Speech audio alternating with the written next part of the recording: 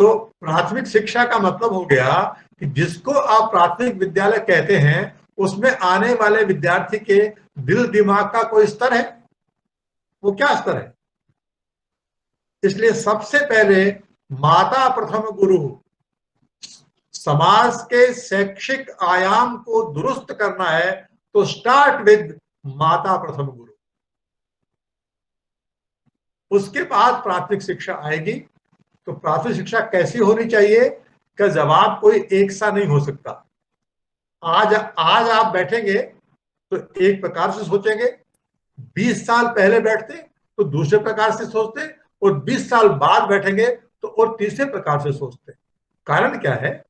तकनीक बदल जाती है, समाज का परिवेश बदल जाता है।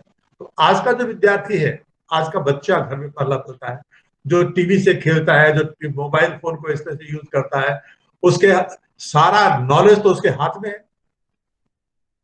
तो इसलिए प्राथमिक शिक्षा युगानुकूल होगी, युग के अनुसार होगी। और यदि एकदम मोटी बात कही जाए तो यह है कि आज का यह विद्यार्थी कल का नागरिक है।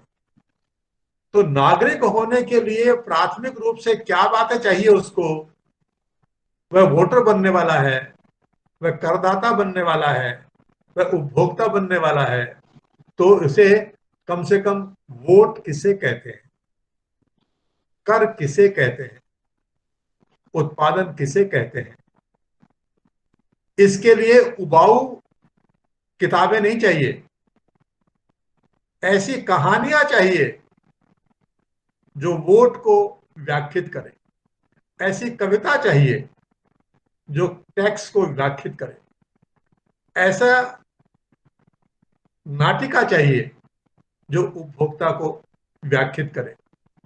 बाल मन को ग्राह्य हो, इस प्रकार की भाषा और विधा में इन बातों को कह सकने की स्थिति हमारी होनी चाहिए प्राथमिक शिक्षा को पूर्ण करने के लिए। हमारे देश की बड़ी समस्या यह है कि कोई भी हो, शिक्षा ग्रहण करेगा व्यक्ति तो उसके लिए आवश्यक है भाषा। भाषा व्यक्ति ग्रहण करता है, भाषा ही संप्रेषण करता है, भाषा संप्रेषित करता है, भाषा ग्रहण करता है। अभी हमारे देश की बड़ी समस्या यह है कि विचार, जानकारियां सेकेंडरी, भाषा को रटने में ही सब शक्ति खर्च हो जाती है। तो हमारे यहाँ जो सामान्यतया अंग्रेजी की पढ़ाई है, हमारे देश के विद्यार्थियों की 70-80% एनर्जी इसी काम में खर्च हो जाती है। और जो माई बाप सरकार है वो दुश्मन है अपने बेटे संतानों के, जो उनको कहते हैं अंग्रेजी पढ़, अंग्रेजी रट, तुझे अंग्रेजी नहीं आती तो बेकार है, किस काम का। और कोई बुद्धू आदमी 2 वाक्य अंग्रेजी के बोल दे तो बड़ा विद्वान। तो प्राथमिक शिक्षा हमेशा सदैव मातृभाषा में होनी चाहिए।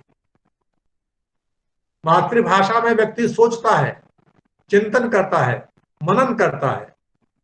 और अध्ययन में चिंतन, मनन और सोचने की बड़ी भूमिका होती है, केवल कागज में पढ़ाई नहीं होती है। तो मातृभाषा में जो कल उसके काम आएगी, अर्थात देश के नाते काम आएगी, परिवार के नाते काम आएगी, तो ऐसी कथा कहानियां हो जिसमें परिवार संस्था के बारे में उसे अनुराग हो, ऐसी कथा कहानियां हो जिससे वो अपने जनपद को जाने, ऐसी कथा कहानियां हो जिसमें अपने देश को जाने, ऐसी कथा कहानियां हो कि विश्व को जाने, जड़ चेतन को जाने। और ऐसी कथा कहानियां हमारे देश में खूब। अब पंचतंत्री कथा है ना, पंचतंत्री कथाएं पूरी राजनीति है। तो प्राथमिक शिक्षा बोझिल नहीं होनी चाहिए, प्राथमिक शिक्षा में परायापन नहीं होना चाहिए, प्राथमिक शिक्षा में अपनत्व होना चाहिए, प्राथमिक शिक्षा में भविष्य की दृष्टि होनी चाहिए कि भविष्य में जो व्यक्ति हमको चाहिए उस व्यक्ति के निर्माण के लिए हम यह औपचारिक शिक्षा दे रहे हैं। तो मैं समझता हूं कि इसकी जरूर चिंता करें, और लेकिन इसके पहले चिंता करें माता प्रथम गुरु। जी जी। हाँ अरविंद। राजीव पाठक जी के प्रश्न हैं। मैं उन दो प्रश्न उन्होंने किए हैं। पहला प्रश्न लेता हूँ। जी। वर्तमान आर्थिक जगत में हम किस प्रकार नई पीढ़ी को एकात्म परंपरा की तरफ आकर्षित कर सकते हैं, आदरणीय भाई साहब? सर, वर्तमान आर्थिक जगत क्या है? वर्तमान आर्थिक जगत है globalized economy. Globalized economy means centralized economy. Centralized economy का मतलब है there should be no creativity. हम सब जॉब सीकर बनेंगे।